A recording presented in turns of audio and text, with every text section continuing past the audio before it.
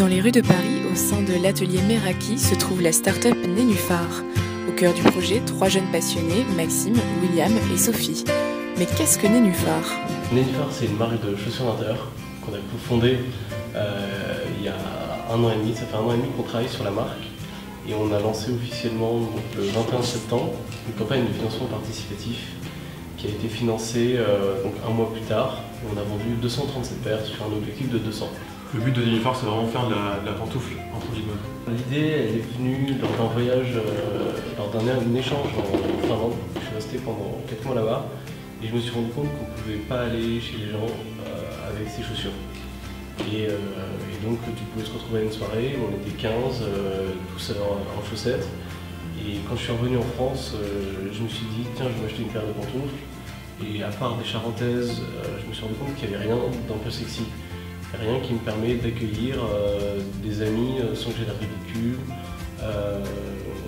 ou même d'aller chercher mon pain, ou toutes sortes de petites choses, sans forcément faire des grands trajets. Alors, donc en fait, on a travaillé avec un podologue sur la forme et les matières de la chaussure pour avoir une meilleure santé du pied et pour vraiment allier l'esthétisme et les conforts.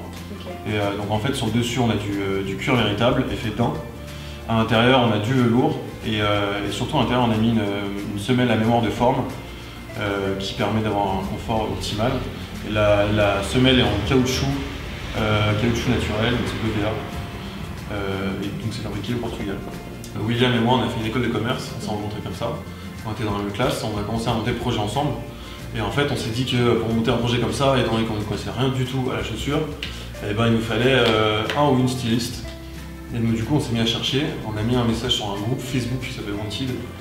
Et c'est comme ça qu'on a rencontré Sophie, avec qui on s'est associé, et qui est styliste, qui a fait une école de mode et qui a travaillé pour plusieurs marques avant. On se rend compte que les gens, de manière générale, ils aiment bien mettre des pantoufles, mais qu'en général, ils n'assument pas de mettre des pantoufles, parce que c'est moche, c'est vieille France, et ça, du coup, ça ne représente pas leur image. Voilà. Et donc du coup, c'est de ce constat-là qu'on a essayé de lancer ce projet. Monter une start-up n'est pas de tout repos, Maxime et William peuvent en témoigner. Un tel projet demande du temps et de bons contacts pour être abouti. C'est aussi le côté très excitant dans l'entrepreneuriat, c'est que tous les matins on se lève, on se dit tiens on va faire ça, puis au final on ne fait pas du tout ce qu'on a prévu parce qu'il y a telle nouvelle qui est tombée, il faut faire tel truc. Et donc c'est un côté très excitant, mais c'est vrai que parfois il y a un peu l'envers de la médaille qui est un peu moins cool. Le point le plus important c'est vraiment s'entourer. Et donc ça se fait avec le temps. Par exemple, mon oncle c'est notre expert comptable. On est toujours suivi par nos professeurs de marketing, stratégie. On est rentré dans un pré-incubateur avant qui s'appelait Pépite et on est suivi encore par quelqu'un qui nous aide sur la partie vente. Maintenant on est donc à l'atelier Meraki, ici on est 25 créateurs.